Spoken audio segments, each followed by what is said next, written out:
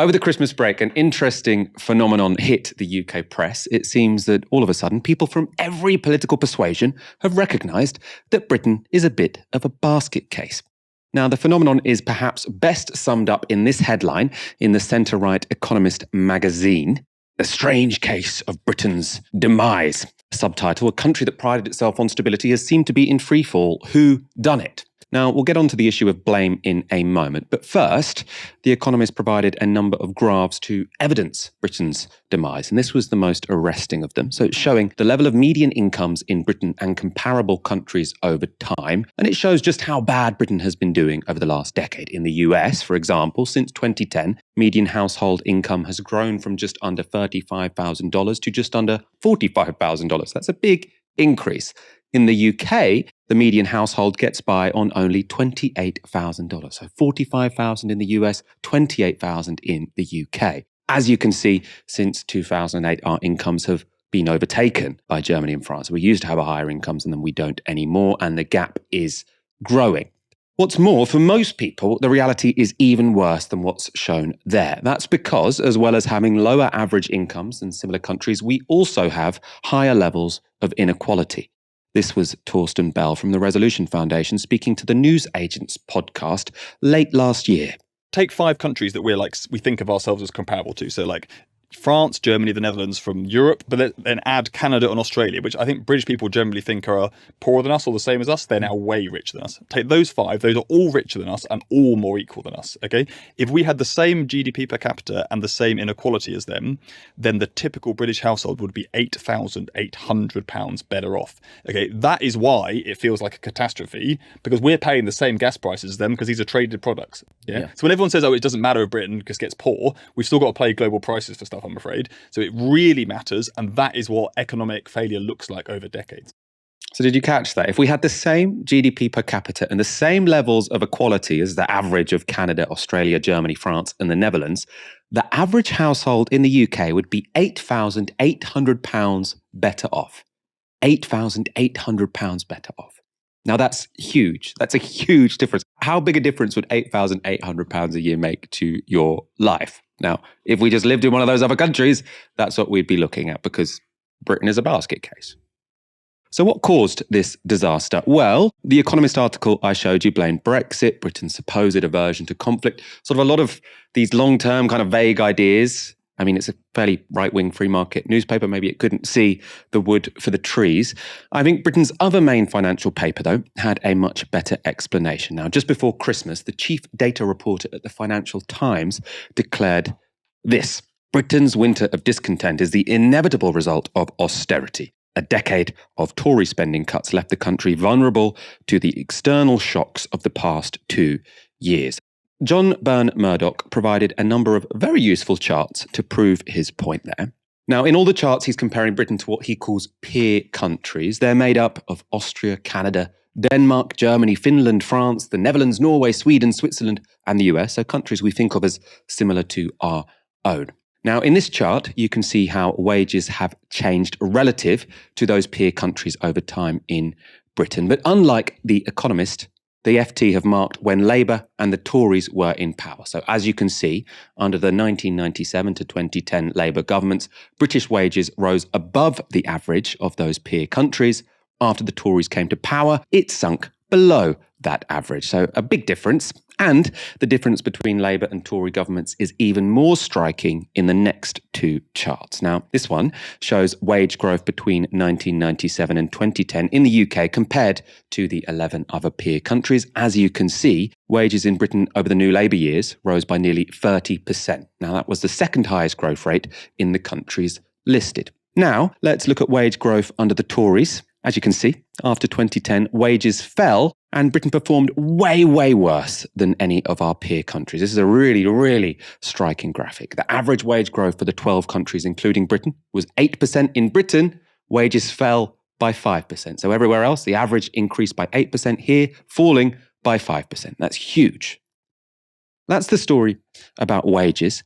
It's even worse when it comes to public services. This is the size of NHS waiting lists under Labour and the Tories. As you can see, they tumble when the Labour Party are in charge and then rocket under the Conservatives. It's not particularly complicated what you're seeing here. This next graph shows the number of people waiting to be seen within 4 hours at accident and emergencies in Britain. Under Labour, this was close to 100% for 5 consecutive years, always above 95%. As soon as the Tories came to power, you can see the service collapsed. Again, pretty easy to interpret that graph there. Now we can ask, why did this happen? Why is it pretty decent under Labour and terrible under the Conservatives? Well, the answer is pretty clear. It's austerity. Lib Dems also, of course, implicated.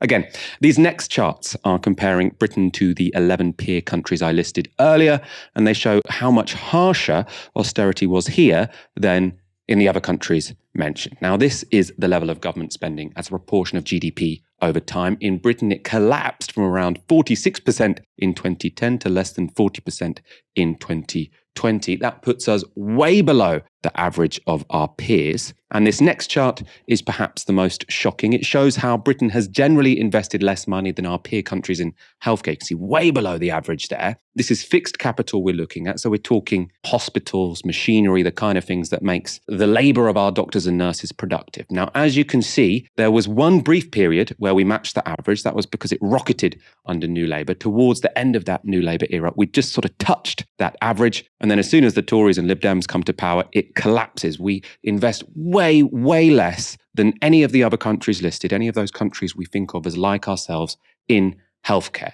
And that means, no wonder their health service is collapsing. Again, it's not rocket science. Dahlia, I want your take on this. I mean, we've talked about this a lot on this show. So I suppose I want to ask you specifically about The Economist and the FT. And it seems now kind of everyone seems to have as a common assumption, oh yeah, the British economy sucks. Oh yeah, management over the past 12 years has been pretty poor. We used to hear for decades that austerity was the only option. There is no alternative. Now no one's really addressing their past support of it and is just saying, oh yeah, of course austerity was a mistake. Yeah, and kind of acting like the consequences that we're living in right now are somehow disconnected from austerity. And there's this idea that austerity is over. Of course, when you look at it actually proportionally, public spending has in real terms is still falling. But there's this kind of narrative of like, oh, well, austerity as an official policy is done. And so, there's been this clean historical break between what has happened over the past 10 years and what is currently happening now. And this is where, again, the pandemic comes in as this like convenient excuse that the Conservatives use to kind of whitewash over that history. But when you were talking, it actually made me think about, anyone that's traveled outside of Britain in the past sort of couple of years will know that there is a general consensus that like the Brits aren't okay. I was actually speaking to a Dutch nurse the other day, and she was saying, she was talking about how, she wants to live abroad somewhere at some point. And when I suggested London, I was like, would you ever want to move to London or move to Britain? And she said, oh, I would never work in the NHS. Like, this is someone who's never actually, worked in the NHS, but just from the outside, she's like, as a nurse, I hear what British nurses say about what it's like to work in the NHS. I would never work there. So that is really the kind of reputation that is prominent in the rest of the world.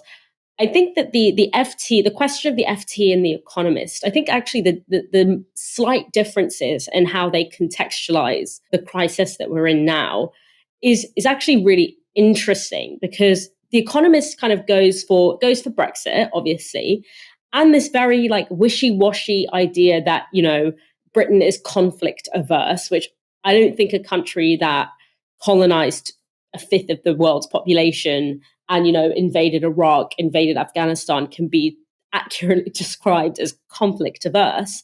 And that's also some kind of, we used to be a real country rubbish. The Brexit explanation, it has more weight to it for sure. Brexit was an incredibly consequential thing to happen. But we also know that this decline in living standards, this decline in wages was happening long before Britain left the EU. Like, this was a downward spiral. And whilst Brexit might have sped up parts of that spiral. It didn't cause it because these problems were in the system beforehand. And so we see that the Economist is going for these kind of quite vague, wishy-washy explanations that, essentially tell their readers what they think their readers want to hear. Whereas I think the FT was a lot more honest because the FT is actually the newspaper of the financial elite. And so, in a sense, I find the FT to be sort of one of the most honest mainstream media outlets that we have. And I think that admission in the FT that austerity is the cause of many of the problems we are facing now is in many ways a tacit admission amongst the financial elite of what many of us know to be true, which is that as much as they like to denigrate the concept of a public sector, the wealth of the financial elite is actually generated in part off the backs of the public sector. So, whether we're talking about the infrastructure that, private companies rely on to run, telecommunications networks, roads, trains, all of these things, railways, all of these things, or whether it's the public sector plugging the wage gap.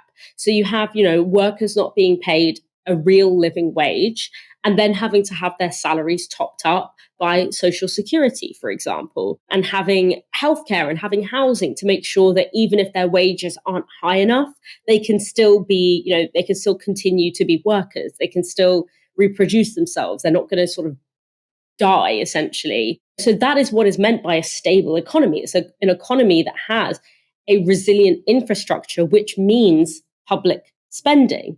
And so it seems that the FT and amongst the financial elite, there is this understanding that the public sector has been so gutted that it can no longer deliver on that. And that is why you can then go one of two ways. Either you can argue for increased public spending and increased state investment, or you can do what I think a lot of the Conservatives are going to do, which is argue that the public sector is in such a failed state that it has to be privatized, which would only intensify all of these problems, as we can see, for example, with the fact that our trains are privatized and how that hasn't been good for workers and it hasn't been good for the public.